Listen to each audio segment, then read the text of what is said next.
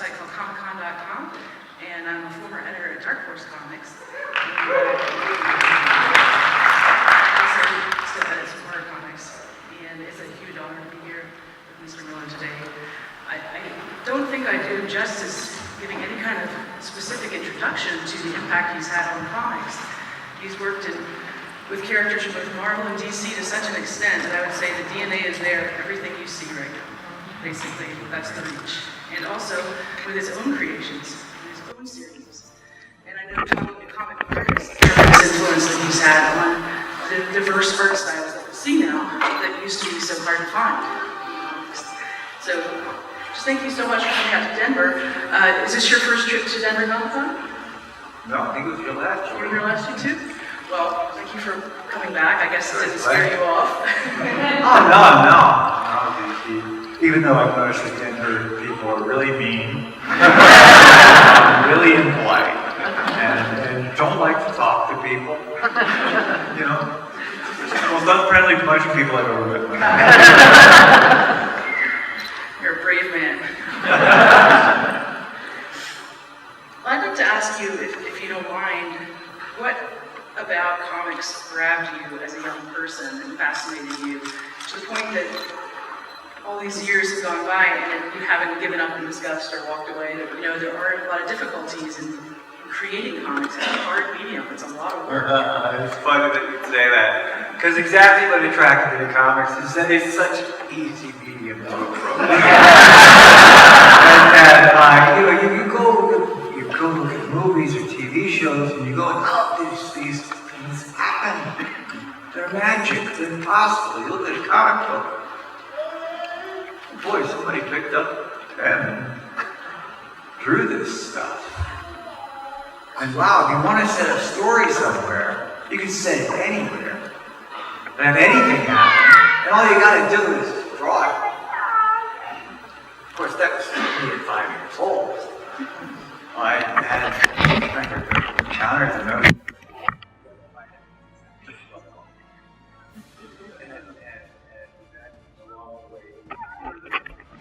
Find out how things work and all of that. But I drew ever since I was a kid. I always focused on drawing comic books and became comic book stories. And then you again decided very, very young that's what I would do for the rest of my life. I was 5. And announced it to my mother, who simply said, "You can do anything you want to." He said, "You might enjoy it." And then later moved to New York City, and that was the only place to go to do comic books at the time. It was the only place the publishers were. And I moved there, and I opened the phone book, and as I looked up, I looked at Neil Adams' name in the phone book. And he was listening. And I called up, and a woman's voice answered. She said, "Continuity Solutions."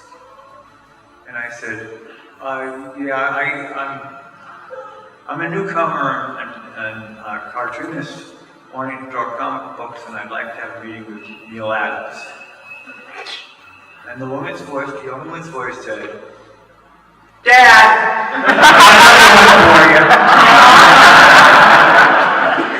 And she said, "Can you be here now?" That was the kind of shop that Neil Adams ran in New York. Was that he took on all comers, and his continuity associates was like a halfway house for all these aspiring cartoonists who would come in. And he enter the firing line that was Neil Adams, because the first session with Neil Adams, he simply looked my work over and he said, "So where are you from?" I said, "Vermont." He said, "Go back. You're no good. You'll never be any good." Like, go back. Okay. Get out of here. "Oh, can I come back and show you some more stuff?" He said, "Yeah." So I came back. The same process repeated a couple times, and one day he just picked up a phone and got me my first job at Goldman Sachs. But every time that he told me I was no good, he showed me exactly why I was no good. On a piece of tracing paper, he'd draw everything. And then I would keep tracing paper, pieces of tracing paper and learn. So what it was, a classic mentor, classic sensei, in that he was very tough, but he was unbelievably generous at every turn. And more than any other single person who trained me.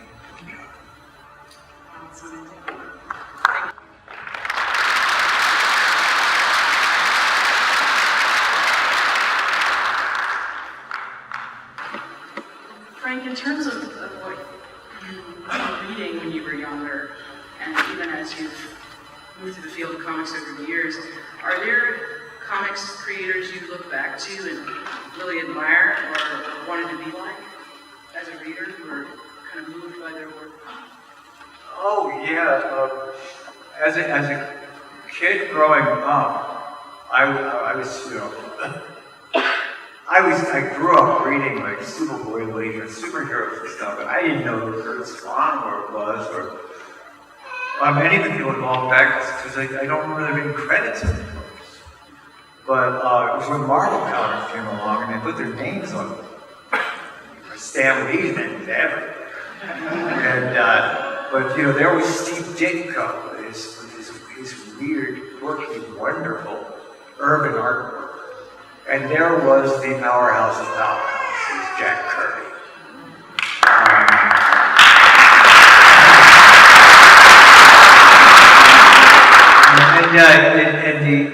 And all the rest. There was such a collection of talent, such a wonderful gathering of artists but the fact is that their names were on the books and their styles were allowed to be as distinctive as they were. The closest thing Marvel had to a house style was Jack Kirby's because he drew all the books. but Ditko could not resemble Kirby less. And by the time Gene Colan showed up, that was a completely different book. And when John Buscema showed up, it was just such a that was Michelangelo compared to anybody else. That was to me a formative explosion of individuality in comics that changed things forever and made it possible for people like me and my generation to come in feeling like we could be of independent style and mind. You add to that the wild magic of Robert Cross and the Underground Comics. And you're seeing how things just continue to explode. Just when that seemed to be as far as things could go, in New York City, the Forbidden Planet shop opened, and the comics of Europe all of a sudden were unleashed on the American audience. And that in the late 70s was yet another explosion. And John Giroux, when his impact began to be felt, there wasn't an American cartoonist who wasn't deeply affected by his work. The more international the comics field has become, the better the comics. Am I right in thinking that you had some interaction with Will Eisner? Because Will got involved in the underground comics, and then he moved into the graphic novels as amazing things, right? Well, let's keep in mind that the term graphic novel was introduced by Will. When he did A Contract with God, he called it a graphic novel. And that was a term that he coined because he wanted the work to be something that would actually have permanence. That rather than being a periodical that came and went and was forgotten, that there would be editions that would stay on bookshelves and be available for all time, just like the novels were. There was quite a tussle because at first the collectors were a little shaken up, saying to make the back issues not as available, and so on. And it was a bit of a strain for a while, but it all reconciled itself, and you realize that both ways of approaching it could exist. But now, if you go to a comic book shop, anywhere, you can go in and it's very different than it was when I was a child. When I was a child, you'd go in and you'd see that month's or maybe that week's products. In fact, there would be comic shops, there would be drugstores, but it would be that, it would be like the Time magazine would be the shelf life. And but now you go into a comic book shop, you can see not only all the recent comics, but you can walk around and see collections of everything that's ever been done in comics that's been worth looking at since. It's a complete transformation of our medium stepping into self-respect and preserving what's good of its past. It's almost as if an entire realm of education has been opened for people interested in comics, because you can go back and read these book runs. And libraries, of course, can now stock them as full collections of graphic novels, and so the young people are being able to expose at a younger age to these different great creators. Well, we'll move on to that in a second about, because you're going to be working a lot more in the graphic novel format coming up as well. So it's great to hear your thoughts on that. Well, in fact, we could talk about that now if you'd like. Is there anything you can tell us about your upcoming graphic novel, Superman Year One? It's going to be distributed on a book level everywhere in a new way.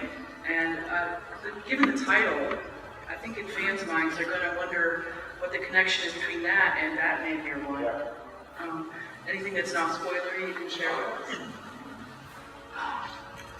I just let's see. Yeah, it is not a radical upheaval of everything you've ever known about Superman, that's for sure. Just as Batman Year One wasn't. But to come in with fresh hands on material that's so rich, that's been handled by so many different people over generations and generations, it's an opportunity to remind everybody how good this stuff actually is, and to explore some corners that haven't been explored. As any writer would on material like this, there are angles that haven't really been looked at about Superman. I'm not talking about redefining his powers, I'm not going to change the name of the planet he came from. But there are just sides of his personality, who he is, and what it was like being that child. Just as a hint, in the first chapter, we spend a fair amount of time inside that rocket, and see what he went through during the months he spent in outer space, and the education he received, and how his perceptions changed of the universe. And then there's his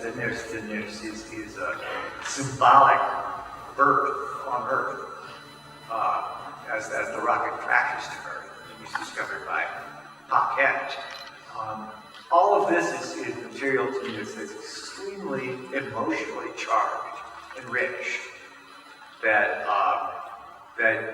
has been interpreted in different ways, and I've got my own take on it. It's fabulous. I'm very excited. I hope you all are too. And let's give a round of applause.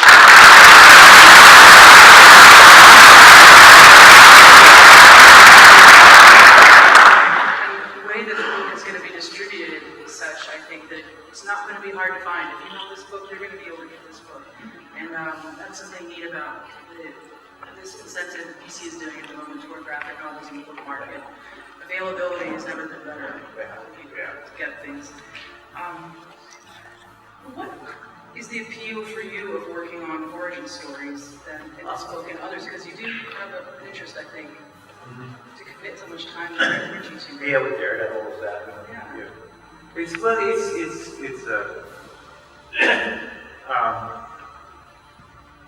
it's the origin is a chance to really define who the guy or gal is, and who it is that engages in all the adventures, and where all these adventures spring from.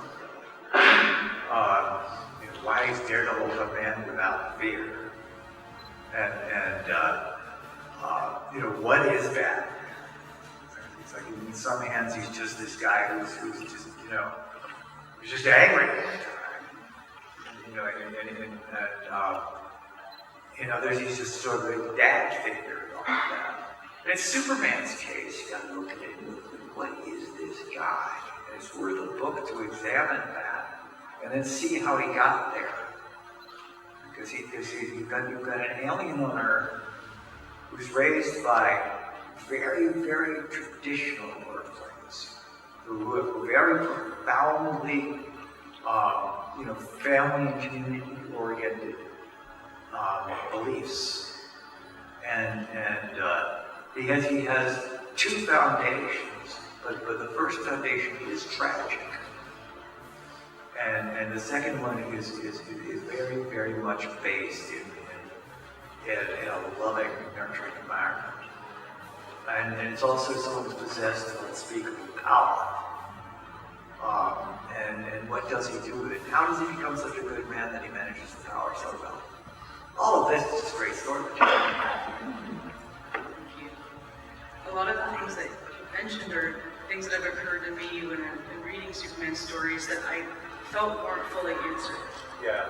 Because he can be quite an inscrutable character to approach. Yeah. And traditionally, kind of just pop culture chat, people say, don't do Superman unless you're really sure you want to try to do a Superman story, because it's hard to do a good Superman story. Yeah.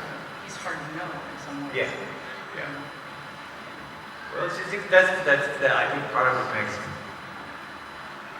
makes him a fascinating character is that he's at once alien and also familiar. I mean, he is. Which one's for real? Is it this mighty power, or is it Clark Kent?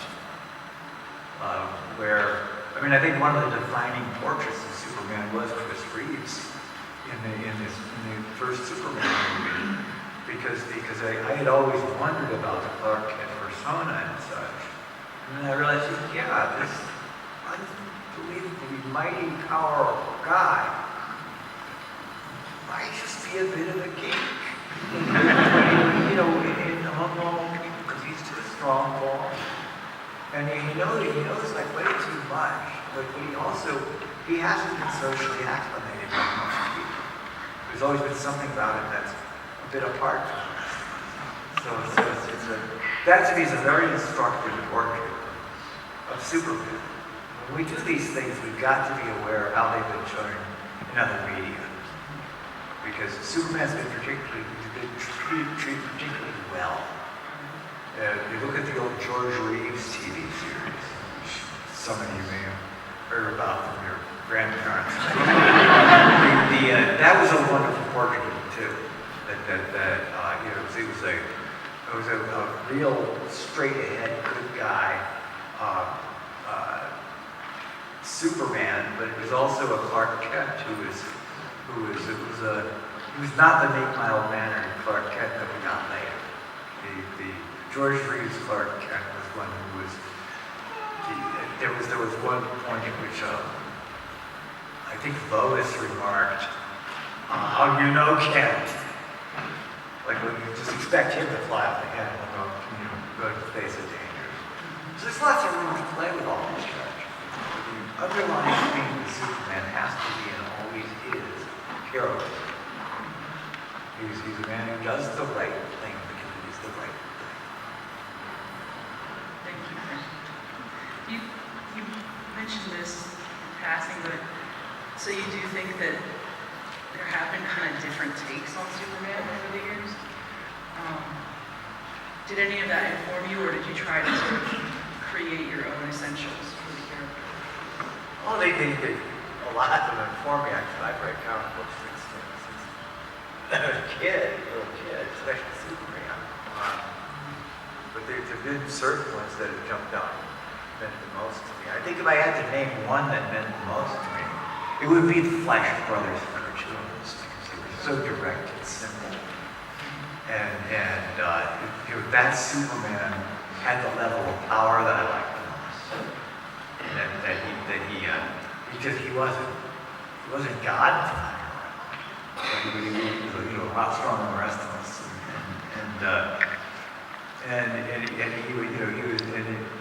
His approach toward good and evil was very simple. And he was not prone to giving in to his emotions. My Superman can't give in to his emotions because if he gave into his human side and his cheaper emotions, the results would be catastrophic.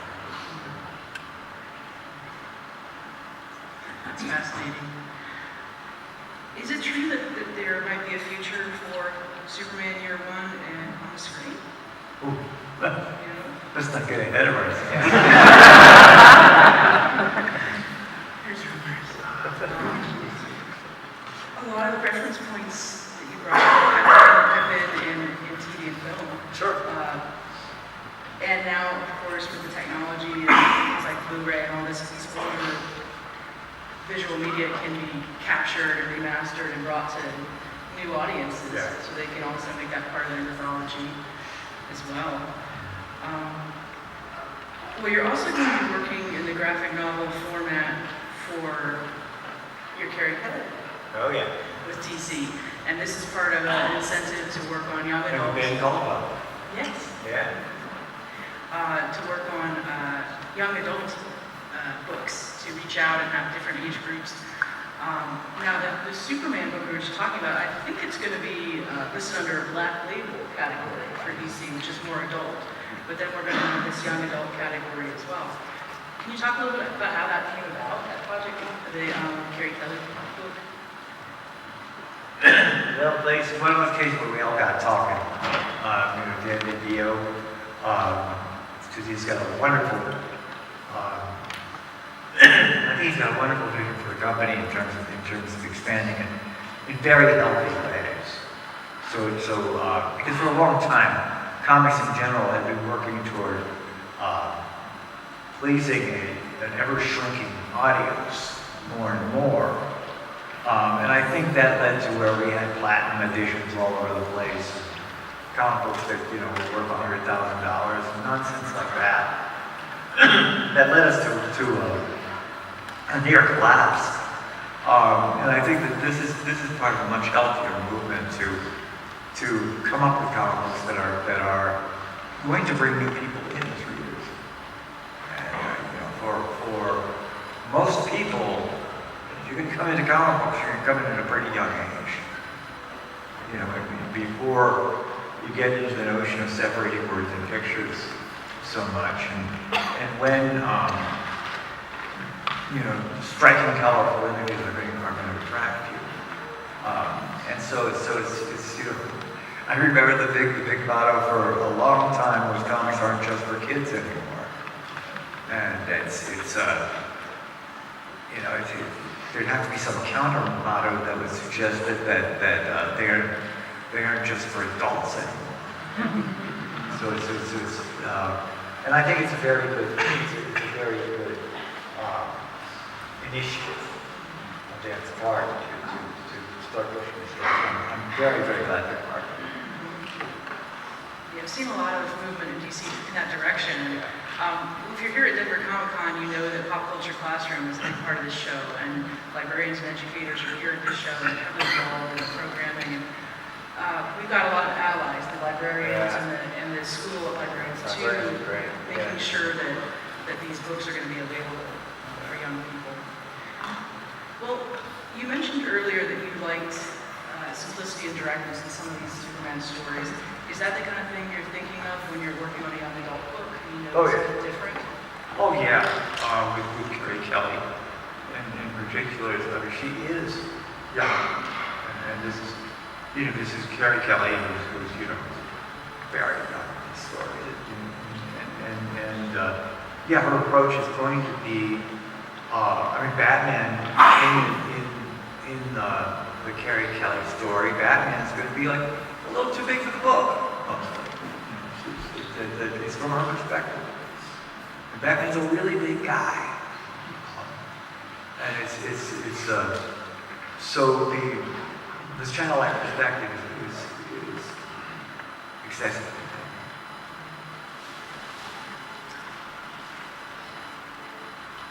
So when you're approaching a project as a writer versus when you're approaching a project as a writer and an artist, how is life different for you? How do you approach those? Do they have distinct separate way of approaching for you? I know right now, I don't know if you're aware, but Xerxes is coming out from Dark Horse Comics, which is a single issue series that's coming out in Drama Frame. And I imagine it's probably a very different process for you when you're sitting down to write. Not only you're the writer, but you're writing an entire graphic novel as well, rather than just a single issue. Yeah. Could you speak a little bit about Xerxes? about how you think differently when you're writing a graphic novel versus sitting down to write and draw, for instance, a single issue comic? How do you like different? Oh yeah, well with Xerxes there's several factors. One is that this is all based on real events. The visuals are extreme and extraordinary and fantastic and different than the way things really looked. Much as I do research them, I take great liberties.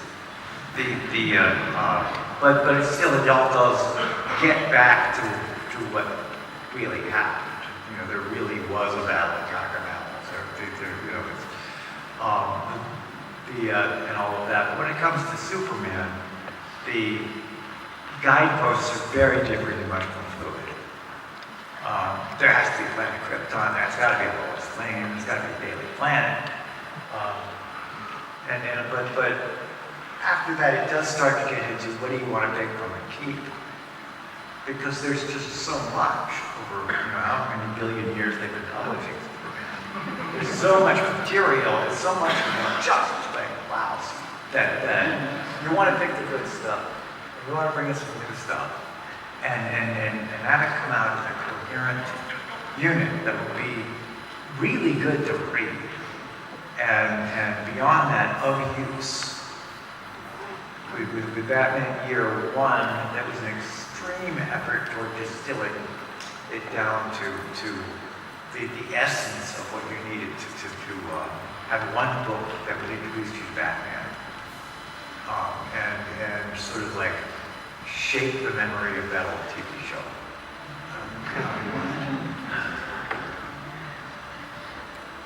So for something like Xerxes, what makes comics a good way to tell that particular kind of story for you? I mean, I imagine we can go and read historical epics, or we might see films, which are also awesome and wonderful. But what excited you about making that a comic, that story? Well, I make comics, and it's a great story. You know what happened, and how much. Well, let me put it this way: everything that happened changed the world. Like every event changed the world. Certainly, every change in power changed the nature of the life we lead right now. The battle shown in 300 between the Greeks and the Persian forces saved Western civilization by many arguments that it was going to be mowed down by the empire that was there. And who knows what would have been left of even of the memory of everything that had existed before, and of the philosophies, of the religions, everything. You know, so when it comes to history, human things of such epic importance, that to actually see those contests fought by men with shields and spears, and by bargains made in the middle of the night and by just brilliant thoughts that no one had had before. And to me, this is about as exciting as it gets. Is that part of what makes you feel sure, yes, I want to physically draw this myself and tell the story in that way? The subject matter of what inspires you to do that? Well, I really love a story. I want it, I mean, historical stuff, I love to draw it, because the stuff's really fun to draw. I mean, you can't turn around when it's historical stuff without finding stuff that's really cool looking.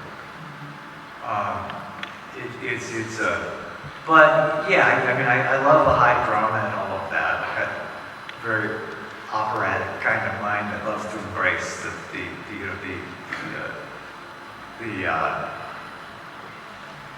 sort of, let's see, just the meteoric forces that collide and things like that. I have a background in medieval literature, and I love it whenever I see comic creators really dig into choosing moments, figuring out how to tell these stories, because there's so much material culture you want to convey, and so much of a way of thinking in different time periods, but you have to do it and make it look effortless and easy for the reader, but it's hard. What did you see that really jumped out?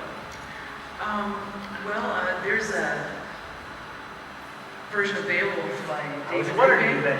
It's coming out in reprint soon, Image Comics, but there's Beowulf drawn by David Ruben, who's an amazing That's artist. wild. Yeah. He's been nominated for a couple Eisners this year for his other work. But he also did a 2-volume series called Hero that was a retelling of Hercules, but it's very fast and loose. He does kind of comic things like breaking the fourth wall, but it's basically Hercules distilled into a hero story. Yeah, these are great things. These comics can be anything. Yeah. Comics can be any kind of story that might appeal to you, and that's wonderful. Do you see a difference in your thinking when you know something's going to be presented to the reader as a graphic novel, or when you know it's going to be presented as single issues? Do you thought differently or pace things differently? I like to serialize my stories. There's a long tradition of doing that. Charles Dickens' books were all serialized. Dashiell Hammett's novels were all they were released in pulp magazines. And I like doing it that way for 2 reasons. One is I kind of like cliffhangers, and then and keeping people in suspense. But the other thing is it needs someone on the phone yelling at you, telling you to get it done. and you're not just off in some cabin in Maine, thinking about how you've got writer's block. It's better to have a page too. Are you someone who reads physical scripts that you script out, or and for that reason, it's kind of the same whether you're just writing or doing the writing and the art? Yeah, well, the only difference is that the scripting for somebody else is likely to be more formal. But if I'm scripting for what I'm going to draw, I just scribble things, or I'll draw a page and I'll scribble down the side of the page of the artboard with a rough draft of what text I want to have, and I'll end up with my drawing board just having pieces of paper all over the place that are my various versions of the script for me. Are you someone who is critical of yourself when you're working, or you ever come back to something and you hate it, or you come back to something and you love it, even though you thought you didn't like it at first? Do you throw things out? Oh, I throw things out, sure. But, the problem with that question is that everybody will say, I'm my own worst critic. Never believe anybody who says that. You gotta have somebody in your life who is a much worse critic. Because there's always a sense you go like, hey, we had a good day. And somebody's gonna come in and go, I can't understand what's going on, right? You gotta have a strong editor and preferably other people around you who will look at it. A good editor is more than anything else a good audience. Who will read it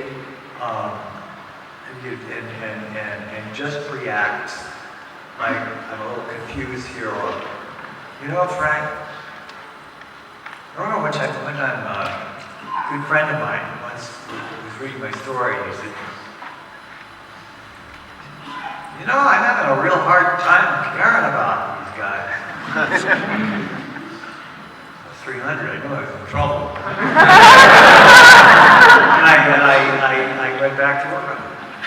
Because I realized I made them too harsh and too cruel. And had lost a very good reader right off the bat before I ever turned it anymore. But yeah, you need other people to look at you. He's giving you some very good advice here, I say, as a comic editor. Yes. You need someone else to give you perspective. Thank you. You've worked with so many characters over the years that you'd be forgiven if you couldn't even remember them all some of the time. But I was wondering if, having worked so... There's going to be a list of them right there. We've got a time. Having gotten so close to some of these characters, because you've worked with them over multiple storylines or multiple issues, do they feel like they're still with you? You know, even when you move on and you're doing other things, do you feel like you know them, they're kind of with you? Oh yeah. I mean, for instance, it's a long time since I've done anything Daredevil. But if I sat down now, I know the guy. You know, I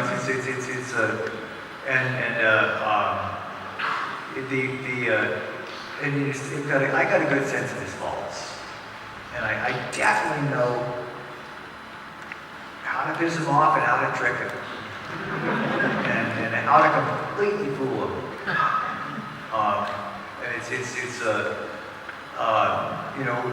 He's a particularly easy character to relate to. Batman, he's more iconic, more a force of nature. And so he has to be judged more that way. But yeah, I can do this. And he's gal. Do the characters that you created yourself feel the same as that, or do they have a different layer to it? In terms of still being with you and Oh yeah. Well, the ones that I made up myself these are ones that I did long histories of and have put through because I not just made them up, but I own them and have done only work on them. They haven't had a moment that I haven't made happen, and I've in preparation of doing their stories, I've written long backstories, and I've also written stories I've never done about them. So it's just so much more to know. I mean, that's more like talking about, a very close friend. definitely a real person? Well, obviously you don't have to answer this if you don't want, but I can't help but ask if there's future, if there's going to be more for us to explore within the city. Oh yes, absolutely.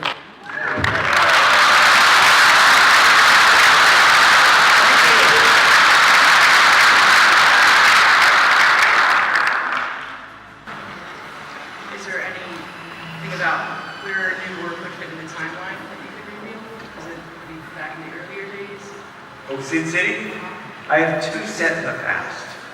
I don't want to get into that too much because I want it to be surprising. Thank you. Has anything about the way that you approach comic art changed over the years, or are you someone who sticks to the same tools and the same approach? Or I like to find new toys to play with. And occasionally I do, but I am a traditionalist when it comes to the materials I use. I really am, because the basic good materials were made up a long time ago.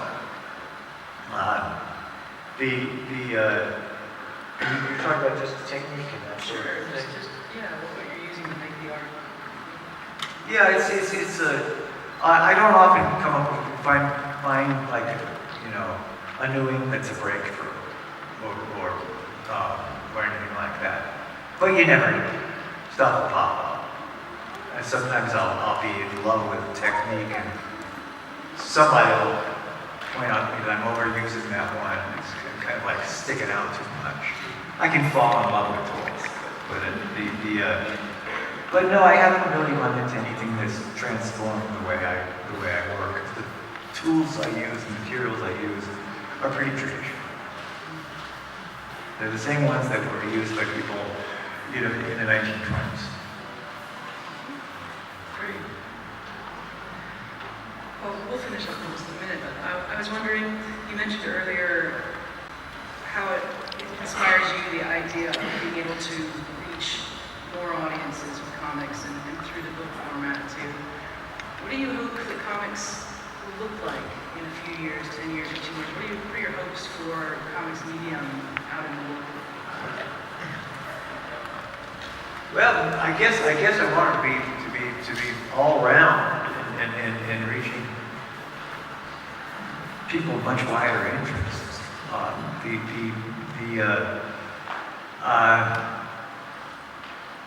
I think we're securing a place. It's just being a medium that is now understood to be different than prose, and not just a second-rate version of cinema, but something that is related to both, but is its own entity. And where I want to see it go is where it is going. The more I've seen some of the stuff that's being done for kids, the more excited. That's really the most exciting breakthrough I've seen. And the way it's being applied more in education is absolutely terrible. And I guess again, the place I'm personally looking for to see go beyond my interest in historical and all of that is to not just recapture but expand the children's book.